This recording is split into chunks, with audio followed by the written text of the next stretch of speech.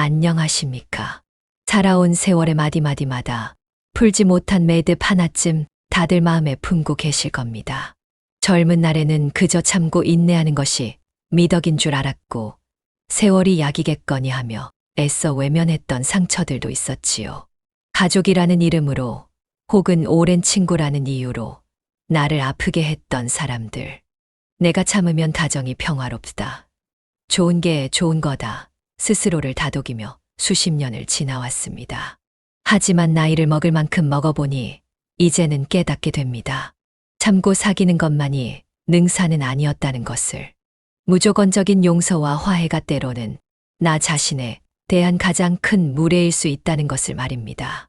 오늘은 인생의 후반전을 시작하는 우리 자신을 위해 더 이상 상처에 흔들리지 않고 남은 생을 존중과 평온으로 채우는 지혜에 대해 이야기해 볼까 합니다. 이것은 미움이나 복수에 대한 이야기가 아닙니다. 내 인생의 품위를 지키고 나를 함부로 대했던 사람이 스스로를 돌아보게 만드는 아주 조용하지만 가장 강력한 세 가지 방법에 대한 이야기입니다. 초연함으로 마음의 끈을 놓아주십시오. 첫 번째 지혜는 내 마음의 힘을 더 이상 낭비하지 않는 것에서 시작됩니다. 그것은 바로 초연함이라는 단단한 갑옷을 두르는 것입니다. 그 사람이 수십 년간 나를 흔들 수 있었던 것은 우리가 그들의 말 한마디, 행동 하나에 마음을 내어주었기 때문입니다. 서운해하고 분노하고 밤잠을 설치며 곱씹었던 그 모든 감정의 소모가 바로 그들에게 우리를 휘두를 힘을 주었던 셈입니다. 인생의 후반을 살아가는 우리에게 시간과 마음의 에너지는 그 무엇보다 귀한 자산입니다. 이제 그 귀한 자산을 의미 없는 일에 낭비해서는 안 됩니다. 상대방에 대한 기대를 완전히 거두고 초연한 마음으로 그저 바라보는 것입니다. 이는 상대를 미워하거나 원망하는 것과는 다릅니다.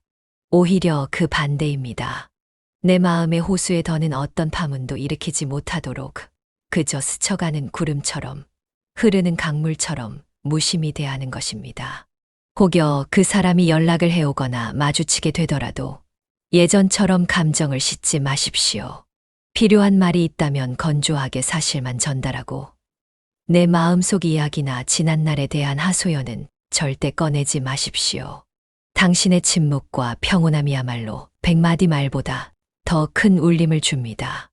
이 초연함이 강력한 이유는 상대방이 수십 년간 의지해온 당신의 감정적 반응이라는 먹이를 더는 주지 않기 때문입니다. 그들은 당황하게 될 겁니다. 늘 서운해하던 사람이 더는 서운해하지 않고 늘 화내던 사람이 그저 옅은 미소를 띠고 있을 때 그들은 비로소 깨닫습니다. 아, 이 사람은 이제 내가 흔들 수 있는 사람이 아니구나. 그 순간 관계의 무게추는 조용히 당신 쪽으로 기울기 시작합니다. 함부로 대할 수 없는 깊이와 무게를 가진 사람으로 당신을 다시 보게 될 것입니다. 마음의 에너지를 지켜냈다면 이제 그 힘으로 무엇을 해야 할까요? 비어있는 들판을 방치하는 것이 아니라 오직 나를 위한 아름다운 정원을 가꾸어야 합니다. 인생의 후반을 존중으로 채우는 두 번째 지혜는 누군가에게 보여주기 위함이 아닌 오롯이 나의 기쁨과 평온을 위해 나만의 정원을 가꾸는 것입니다. 그동안 우리는 자식을 위해, 남편과 아내를 위해, 혹은 다른 누군가를 위해 내 시간과 마음을 내어주는데 익숙했습니다. 이제는 그 시선을 온전히 나에게로 돌려올 시간입니다. 잊고 지냈던 붓을 다시 들거나 젊은 시절 배우고 싶었던 악기 하나를 시작해 보십시오. 동네 도서관에서 마음에 드는 책을 빌려 종일 읽어도 좋고 작은 텃밭을 가꾸며 흙의 위로를 받아도 좋습니다. 핵심은 스스로를 기쁘게 하는 일에 몰두하는 것입니다. 그렇게 하루하루 나를 위한 즐거움을 쌓아갈 때 우리의 얼굴에는 억지로 꾸밀 수 없는 평온함과 기쁨이 깃들게 됩니다. 그 소식은 굳이 전하지 않아도 아름아름 전해지기 마련입니다. 나를 아프게 했던 그 사람은 내가 자신과의 관계에 얽매여 힘들어할 것이라 생각했을지도 모릅니다. 하지만 당신이 자신만의 세상 속에서 너무나 평온하고 즐겁게 지내는 모습을 보거나 듣게 되었을 때 그들은 복잡한 감정에 휩싸일 것입니다.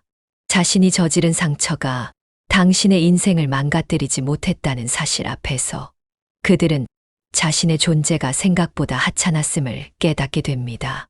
동시에 그런 고통을 딛고 자신만의 행복을 가꾸어낸 당신을 경외의 눈으로 바라보게 될 것입니다. 이것이 바로 가장 품격 있는 증명입니다. 이제 마지막 지혜입니다. 이것은 내 인생의 품격을 지키는 마지막 울타리를 세우는 일입니다. 특히 명절이나 가족 모임처럼 피할 수 없는 상황에서 나의 존엄을 지키는 가장 중요한 열쇠가 될 것입니다. 세 번째 지혜는 다시는 나를 함부로 대할 수 없도록 명확하고 단호한 나의 경계선을 설정하고 어떤 경우에도 타협하지 않는 것입니다. 수십 년을 참아왔지만 인생의 황혼역에 이르러서는 더 이상 참지 않아도 될 권리가 우리에겐 있습니다. 이것은 싸우자는 것이 아니라 나는 이제부터 이렇게 대우받겠습니다 라는 존엄의 선언입니다.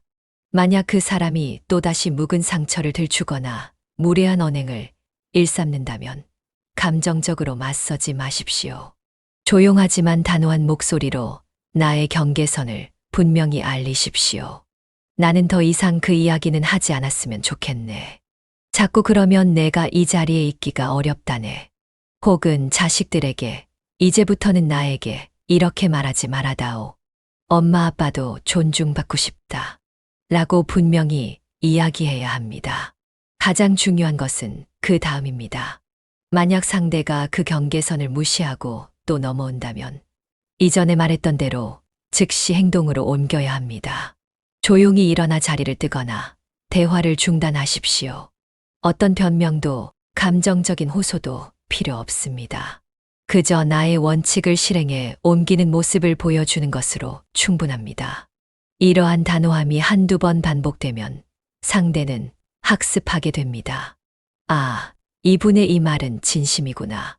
이 선은 절대로 넘어서는 안 되는구나. 이것은 내 남은 인생을 지키는 가장 튼튼한 울타리가 될 것입니다. 이 울타리 안에서 우리는 비로소 안전함과 평온함을 누릴 수 있습니다. 또한 이것은 나의 자녀들과 후손들에게 스스로를 존중하는 삶이 무엇인지 보여주는 가장 훌륭한 가르침이 될 것입니다.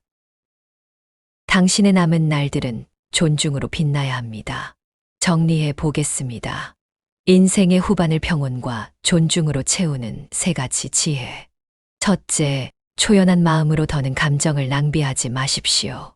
둘째, 나만의 정원을 가꾸는 즐거움으로 하루하루를 채우십시오. 셋째, 내 품위를 지키는 단호한 울타리를 세우고 결코 물러서지 마십시오. 이 모든 지혜의 뿌리에는 나 자신을 귀하게 여기는 마음이 있습니다. 지난 세월 참고 사느라 애쓰셨습니다. 이제는 더 이상 남을 위해 나를 희생하지 마십시오.